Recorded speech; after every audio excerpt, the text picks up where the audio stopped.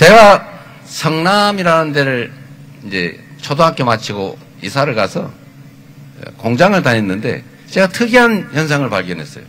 그때가 76년도인데 그 76년도에 제가 공장을 가보니까 공장 노동자, 당시엔 공돌이라고 불렀죠. 공돌이 공순이. 이 공장 노동자들이 거의 다 전라도 사람이에요. 강원도 사람이 조금 있어요. 그런데 관리자들은 거의 다 경상도 사람이에요. 그래서 제가 어린 마음에 나는 왜 관리자가 아니고 공돌이지? 이런 생각을 제가 잠깐 했던 때가 있습니다. 당시에 독재 정권이 실제로 좀 잘못된 정책을 시행했죠. 지역을 경상도, 전라도로 나눠가지고 경상도에는 혜택을 더 주고 전라도는 일부러 학대를 하고 전라도, 경상도 싸움을 시키지 않았습니까? 그래서 저도 전라도 사람들은 다 나쁜 사람들인 줄 알았어요. 내가 이 나쁜 사람들 속에 살아야 되나?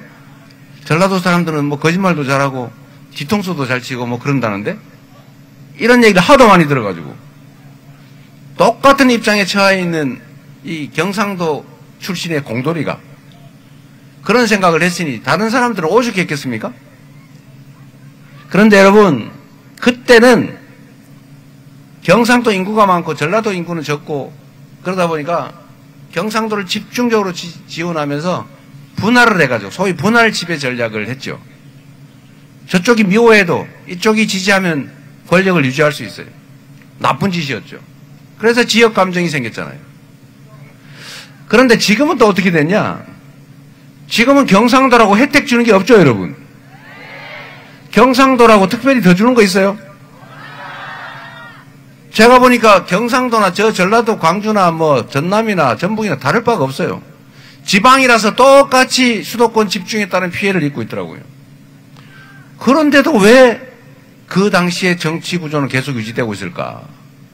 그런데 여러분, 제일 안타까운 건 최근에 이런 일이 벌어지고 있습니다. 정치 권력이 유능하면 편 갈라가지고 이쪽은 내 편, 저쪽은 남의 편 해가지고 편싸움 할 필요가 없어요. 잘하면 국민이 인정해 주지 않습니까? 국민에게 충성하고 국민이 맡긴 권력과 국민이 맡긴 재정을 국민을 위해서만 쓰면서 실제로 실적을 내서 국민들의 삶을 개선하면 하지 말래도 안 한데도 강제로 시키지 않겠어요?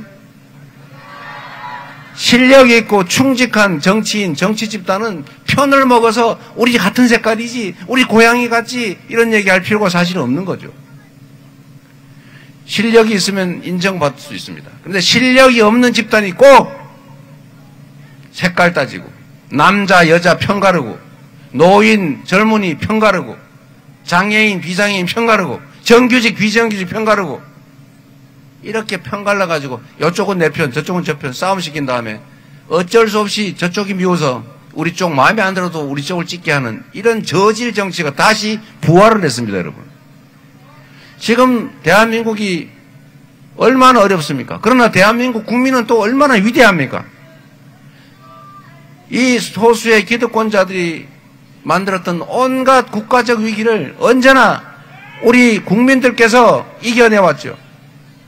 우리 국민들은 독재도 이겨냈고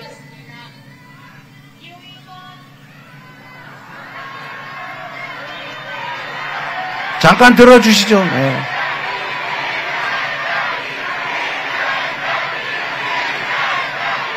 네, 됐습니다.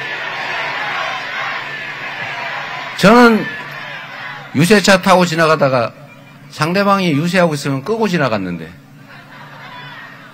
저게 원래 득표에 도움이 안 되거든요.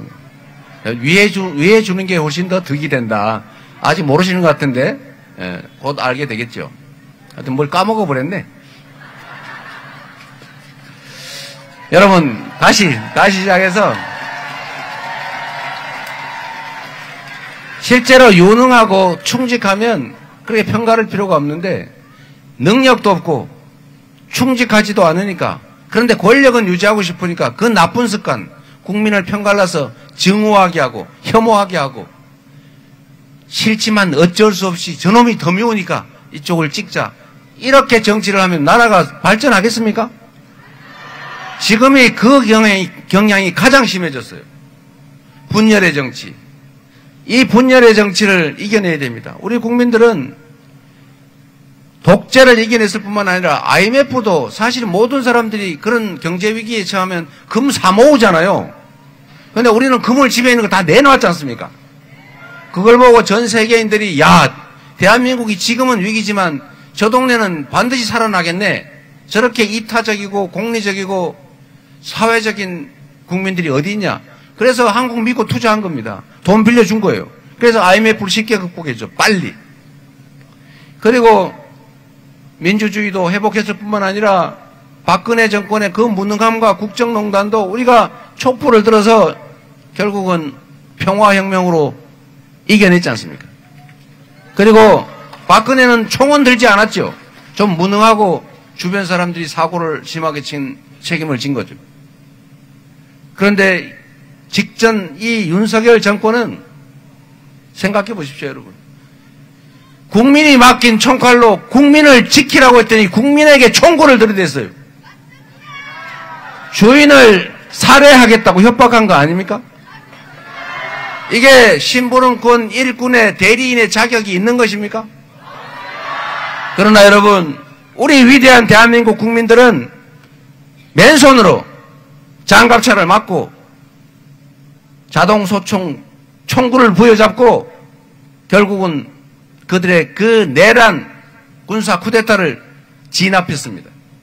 그리고 모레 우리 국민들은 총알보다 더 강한 투표지로 이 나라가 대한민국 국민이 주인인 진짜 대한민국이라는 사실을, 민주공화국이라는 사실을 증명하지 않겠습니까? 여러분이 바로 그 주역 아닙니까?